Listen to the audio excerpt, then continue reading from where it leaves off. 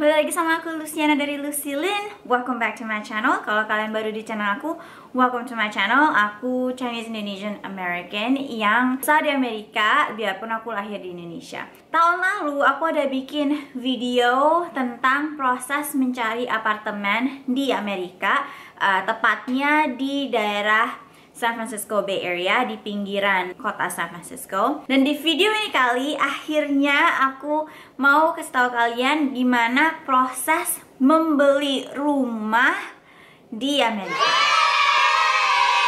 Dan again, ini di Amerikanya, tepatnya di pinggiran kota San Francisco di state California. Nanti di akhir-akhir aku akan kasih ke kalian beberapa rumah-rumah di daerah sini, di daerah aku sini yang aku turin sama suami aku. Sebelum kita mulai, aku cuma mau kasih tahu dulu bahwa harga rumah itu benar-benar tergantung sama kotanya di mana. Biarpun di kota yang sama pun tergantung daerahnya di mana, tergantung rumahnya mau sebesar apa, berapa banyak tempat tidur, berapa banyak kamar mandi, di state apa, di kota mana, di daerah mana, apa di neighborhood mana gitu ya. Jadi harga rumah di Amerika itu tuh bisa bermacam-macam. Harga rumah yang di daerah sini sama harga rumah di Los Angeles atau di San Diego itu bisa berbeda banget guys. Biarpun Los Angeles sama San Diego itu tetap di state California gitu. Jadi beda kota itu bisa berbeda banget harga rumahnya. Bahwa di Amerika itu ada 3 tipe rumah. Ada yang namanya single family home, townhome, dan condo. Nah, kalau single family home itu tipe rumah yang biasanya ada backyardnya, kadang juga ada front yardnya, lapangan belakang sama lapangan depan gitu loh guys. Dan kalau single family home itu rumah satu sama rumah lainnya itu nggak saling nempel gitu, jadi sendiri-sendiri gitu. Ada juga namanya townhome. Nah, kalau townhome itu nggak ada backyard. Dan biasanya kalau townhome itu nempel sama townhome yang lain. Dan kalau townhome di Amerika itu biasanya 2 atau 3 lantai. Karena biasanya di lantai pertama itu garasi gitu, tempat mobil gitu. Dan biasanya townhome itu lebih murah daripada single family home. Oke, nah terus kalau tipe yang ketiga namanya condo. Condo itu persis seperti apartemen, cuma bedanya beda pemilikan aja. Kalau apartemen kan kita sewa, bukan kita yang milik. Tapi kalau condo itu kita yang milik. Tapi secara fisik condo sama apartemen itu rata-rata sama. Jadi condo itu biasanya nggak ada backyard, nggak ada front yard juga. Terus kadang 1 lantai, kadang 2 lantai. Terus gandengan sama kondo-kondo yang lain. Terus dalam satu building, dalam satu bangunan itu bisa beberapa kondo. Dimana kalau townhome satu bangunan ya satu townhome gitu. Kita milikin seluruh bangunan itu karena kita milikin seluruh townhome. Tapi kalau kondo, misalnya satu bangunan tuh bisa 50 kondo, bisa 100 kondo, dan kita cuma milikin salah satu dari 50 atau 100 kondo itu. Kalau kondo, tempat parkirnya itu tempat parkir bersama gitu. Jadi kayak garasi besar, satu garasi mungkin ada 50 tempat parkir gitu misalnya. Dimana kalau townhome itu kita punya garasi sendiri guys. Jadi townhome itu tempat parkirnya lebih private daripada kalau kondo. Itu tipe rumah di Amerika.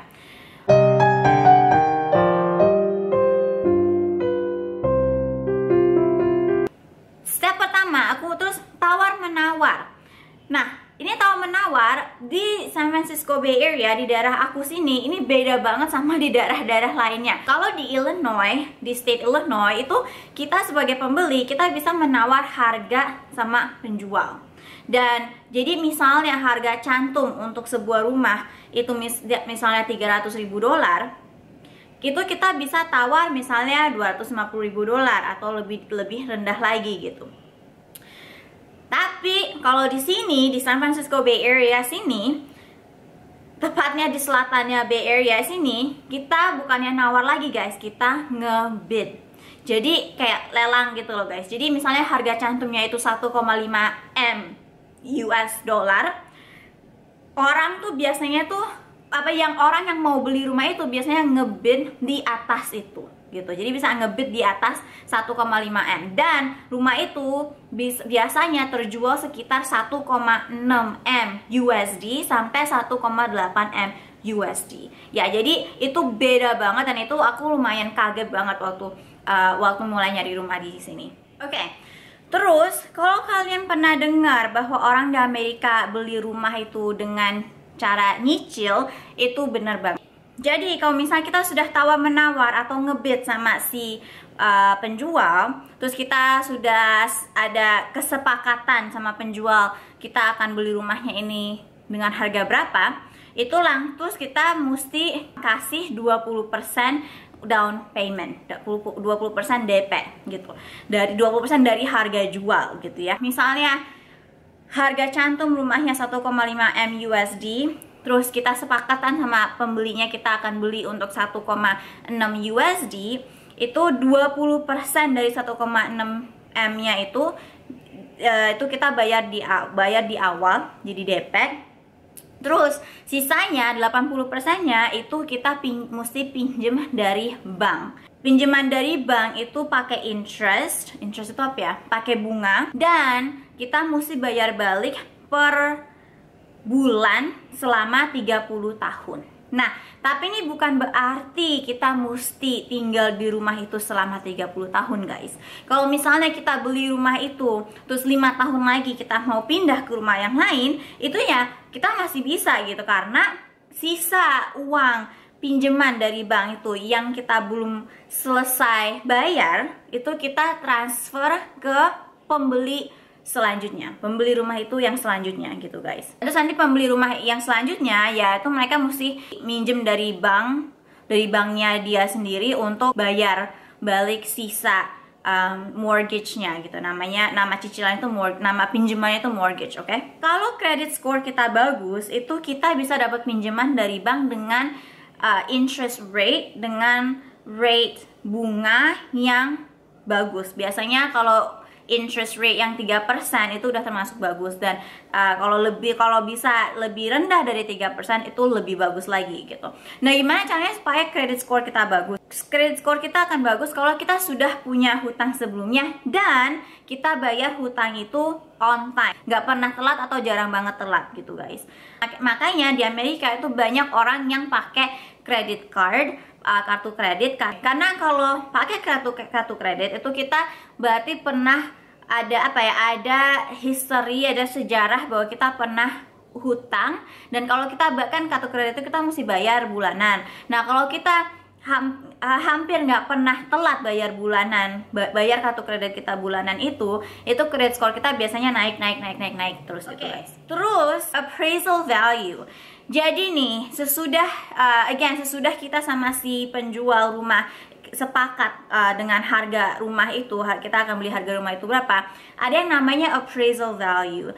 Jadi appraisal value itu value rumah itu sebenarnya, dan itu beda sama harga rumah gitu ya. Jadi misalnya rumah ini harga cantumnya 1,5 M, ya kan? Terus langsung dijual misalnya 1,8 M gitu.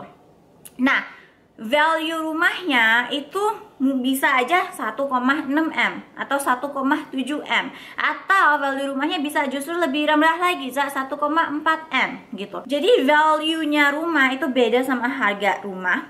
Contohnya, si penjual rumah itu pasang harga rumahnya 1 M US dollar. Appraisal value-nya itu bisa lebih tinggi dari 1 M atau bisa lebih rendah dari 1 M.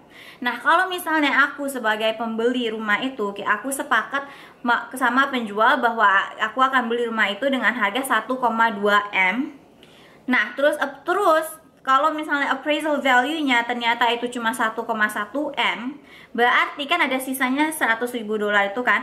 Bank aku akan kasih aku pinjaman uang sebanyak 1,1 M, bukan 1,2 M. Jadi sisa 100.000 dolarnya itu aku mesti bayar sendiri gitu. Jadi bank yang kasih kita pinjaman itu cuma akan kasih kita pinjaman sebanyak appraisal value-nya gitu. Tentunya kalau aku beli rumah ini 1,2 M tapi appraisal value-nya itu lebih tinggi dari 1,2 M, ya there is no problem gitu. Aku nggak perlu nombok apa-apa gitu kan. Tapi kalau appraisal value-nya lebih rendah dari harga kita beli rumahnya, itu kita sebagai pembeli kita mesti nombok basically. Proses antara kita sepakat harga sama si penjual sampai kita beneran dapat rumahnya, itu prosesnya juga lumayan panjang guys, 1 bulan atau 30 hari. Kenapa kok 30 hari? Kenapa nggak bisa kita sepakat harga rumah sekarang, besok kita langsung dapat kunci rumahnya? Karena diantara kesepakatan kita sama kita beneran dapat kunci rumahnya, itu ada banyak paperwork, banyak dokumen-dokumen yang kita mesti kasih ke bank kita dan ke orang yang akan memberikan appraisal value-nya, itu membuktikan bahwa kita tuh ada uangnya gitu. Jadi membuktikan semua uang yang kita punya, mau itu di bank, di checking account di bank, atau di savings account di bank, atau di investment account, semua uang atau aset yang kita bisa likuidasikan. Mesti ada bukti bahwa kita ada kerjaan gitu. Jadi kita setiap bulan tuh ada penghasilan yang stable gitu guys. Dan terus juga kan credit score kita juga juga mesti dicek. Kita juga mesti cari professional untuk memberikan appraisal value rumahnya gitu. Jadi makanya prosesnya itu pun dari kita setuju oke, kita mau beli rumah ini dengan harga segini, antara itu sampai kita beneran dapat kunci rumahnya, itu ada proses selama 30 hari guys. Oh iya, terus juga satu poin juga, kalau di Amerika kalau mau beli atau jual rumah itu biasanya orang pakai real estate agent. Jadi real estate agent itu ada yang merepresentasikan penjual, terus ada yang merepresentasikan pembeli. Dan jadi kenapa kita pakai real estate agent? Karena mereka biasanya yang bisa bantu kita nyariin rumah-rumah yang kita mau turin. Karena kan kita untuk milih satu rumah, kita bukannya oke, rumah pertama kita liatin kita langsung mau, kan belum tentu gitu. Kita lihat beberapa rumah. Real estate agent ini biasanya mereka tahu daerah-daerah di sekitar daerah yang kita mau, dan mereka bisa merekomendasikan, oh ya gimana kalau kita coba deh lihat rumah ini, coba deh lihat rumah itu gitu. Nanti kalau misalnya kita mau ngebid atau mau menawar, itu juga lewat real estate agent, mereka yang kontak sama agent si penjual, dan mereka dapat uang, dan mereka juga dapat uang dari komisi penjualan rumah itu. Jadi kalau rumahnya terjual untuk 1 M USD, biasanya itu si real estate agent dapat sepersentasenya dari itu. Itu prosesnya beli rumah di Amerika. Aku mau kasih ke kalian beberapa rumah yang aku sama suami aku sudah turin. Rumah-rumah yang aku sama suami aku turin, ini rumah-rumah yang 3-4 kamar tidur dan 2-2,5 kamar mandi. Nggak semua rumah di Amerika itu seperti ini. Ini rumah-rumah yang aku akan kasih lihat ke kalian. Ini tipe rumah-rumah yang aku sama suami aku emang suka gitu. Nggak semua rumah di Amerika itu seperti ini gitu. Jadi aku mau share aja.